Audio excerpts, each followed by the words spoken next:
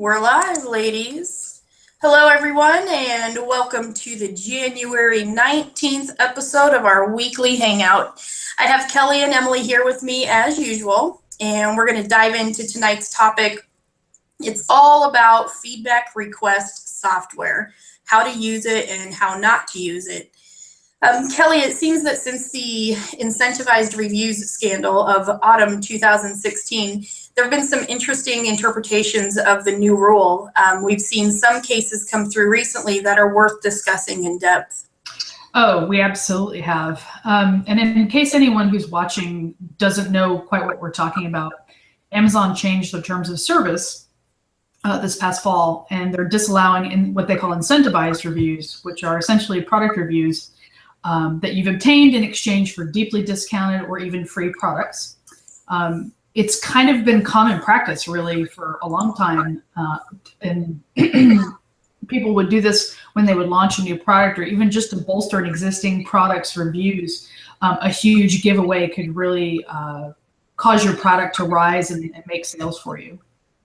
Yeah, and the problem with that is that people are always hammering for the really great 5-star review, and often the reviews that were left were not exactly a true reflection of the quality of the product or really even the buyer's satisfaction. It just came down to the fact that they got a free product, so they'll leave a good review.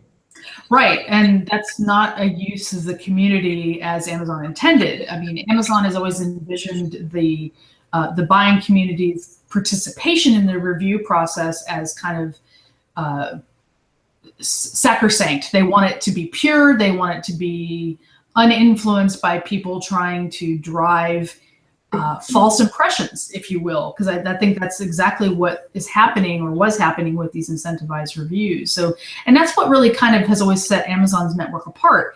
It's a vast network. It's full of people who like to review, and they really wanted to maintain that integrity.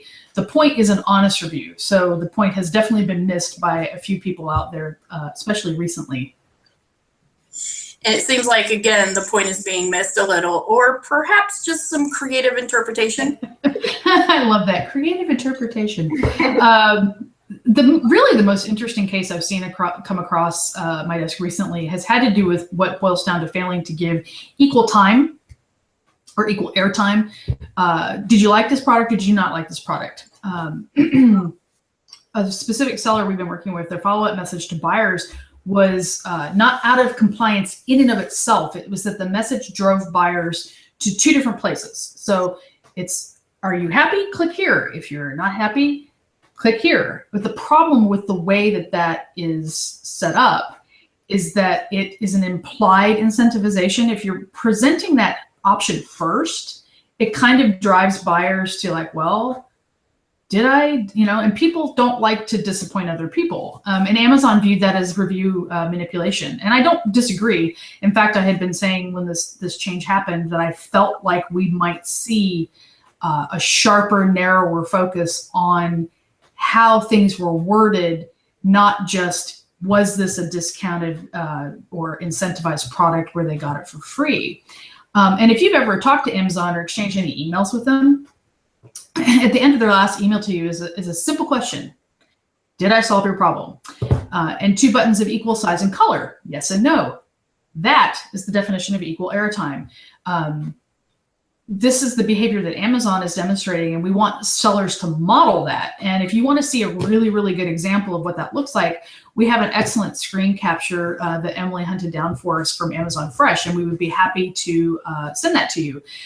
Because again, if you're modeling Amazon's behavior, you are increasing your cachet as a good seller, but also really learning the ropes of what Amazon considers their gold star service. And if you want to see that, email us at info@thinkcascadia.com and we will send you that example.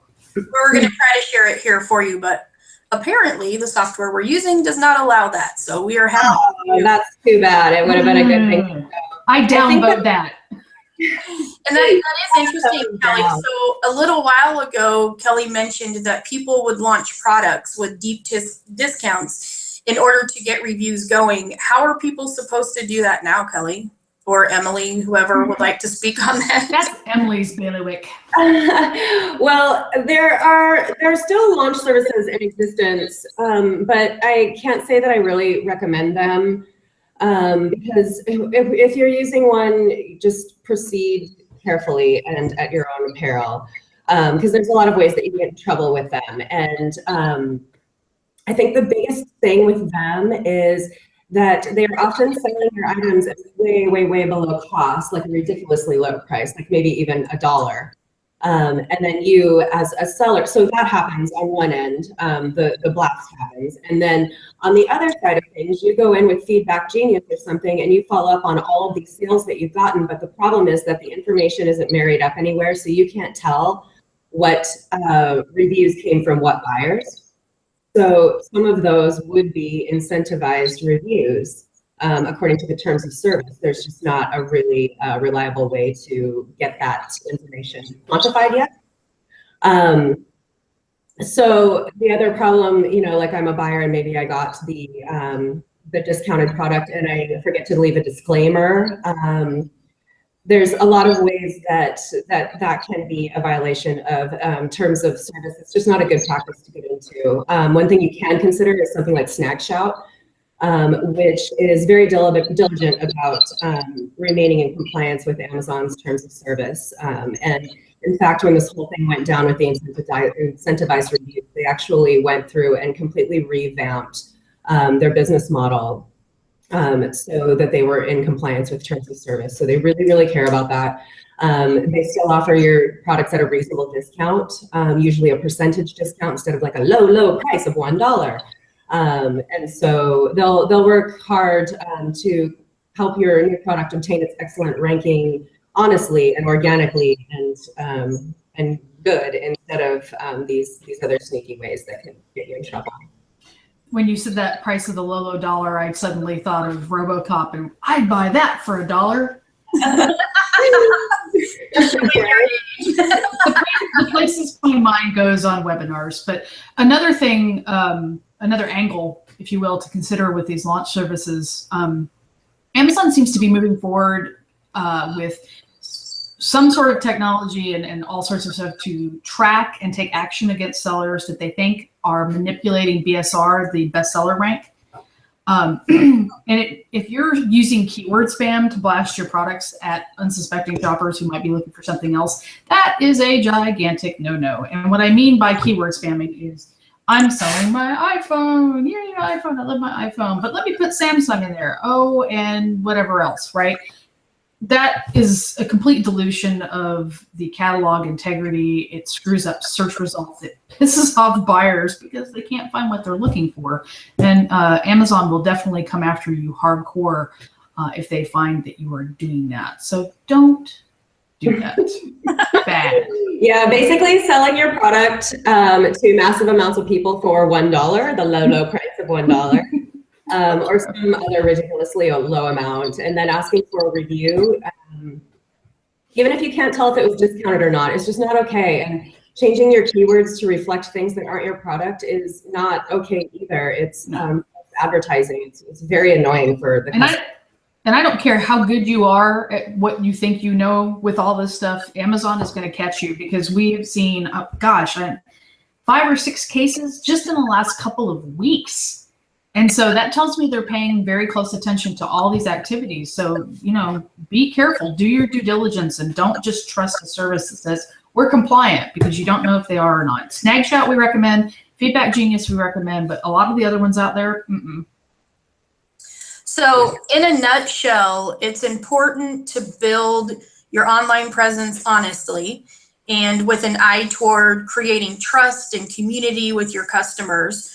Reviews are a great way to do that, but to manipulate the system in order to gain an unfair advantage seems silly if you've got a quality product that you're peddling in the first place. And if your product isn't quality, maybe it's time to take a closer look at that, as opposed to trying to find sneaky ways to make it look better than it is. Yeah, I mean, instant gratification is just that. It's not going to keep you in the game long term. Yeah, well, and to Kelly's point earlier about, you know, Amazon is looking for people who are doing things like this. They're actively searching for people who are gaming the system because, again, the whole point of Amazon is to be the most customer-centric company in the world. So, you know, like you might not put that in those terms for the intention for your own business, but if you don't have your customers at the forefront, if you don't really care about the product that you're selling, if you really do think that, you know, selling 500,000 of them at $1 just to get a bunch of reviews is really going to make your product really stand the test of time, you're fooling yourself, and that's really all you're fooling. So you should, you know, you do well, as I always say, to mind the terms of service and model your behavior after Amazon. You know, email us for that screen cap so you can see what that looks like. Did I answer your question? Yes or no. It's not, did I help you? Then click over here and leave me a good review. And did I not help you? Click over here and send me a private email where no one sees it. You can't do that. So Amazon would Amazon do that? Mm-hmm. So that's, you know, what would Amazon do? Maybe that should be a... We actually talked about that quite a bit a few sessions ago about it kind of a mix of what we were just talking about. It's about customer service, but also a quality product. If you're not willing to take the time and effort to make sure that what you are manufacturing or developing is quality, is safe to be sold on in whatever marketplace you're selling it, I would liken it to a well-known brand. As a consumer, I know that if I buy a Nike product, what I'm going to get. And I'm going to return to Nike time and time and time again because I'm getting the same quality of product every time and the same level of service, at least in my personal experience, the level of service that I've gotten from Nike. So if you're trying to really build your brand and tell a brand story, you really got to focus on those two things. The quality of the product that you're producing and to be sold, and the level of service that you're providing to your customers, because you may be able to brag, hey, I sold 500,000 units to 500,000 people, but what's the sustainability if those people aren't coming back the next time they need that specific product or something that maybe is part of your inventory, but if they didn't like the quality of the product that they received from you, or you were a jerk to them in follow-ups, then they're not going to want to come back, right? Totally agree. I mean, I don't know. I can't think of how many times in my life that I've paid more for a product or service because the company providing that treated me so excellently that I didn't even have a second thought about, oh, well, I'll go over here to their competitor, because why would I do that when I know that I'm going to get a responsive, thorough, and transparent response? To me, it's worth more. And I think a lot of buyers are thinking more that way now. And now that we've kind of seen the, you know, how I guess maybe 5-10 years ago, the golden age of e-commerce happening. And now we're in that mature post-industrial phase where everything's really, you know, set. And how do you differentiate yourself? To me, it's with service. And I know that Emily and I both have been preaching that that mantra, if you will, to our clients, because we do have clients that have very good products. We have clients that have extremely inventive and cool things. And they may start selling a lot of stuff, but we still want them to stay true to that take care of your customer ethos, because that is what will sustain them in the long run. Yeah. Very true. Well, seems to be a quiet night on everyone's end. We don't have any additional questions that have been posed. We will be back here next week, every Thursday at 6 p.m. Pacific, 9 p.m. Eastern. You can reach us in the meantime via email at info@thinkcascadia.com, or you can always reach out to us via telephone 206-202-0222. We appreciate you being with us. For those that are listening to the replay, we hope you learned something from it. We'll look forward to seeing you again next time on Live Hangouts with Cascadia. Good night. Bye. Thanks, everybody.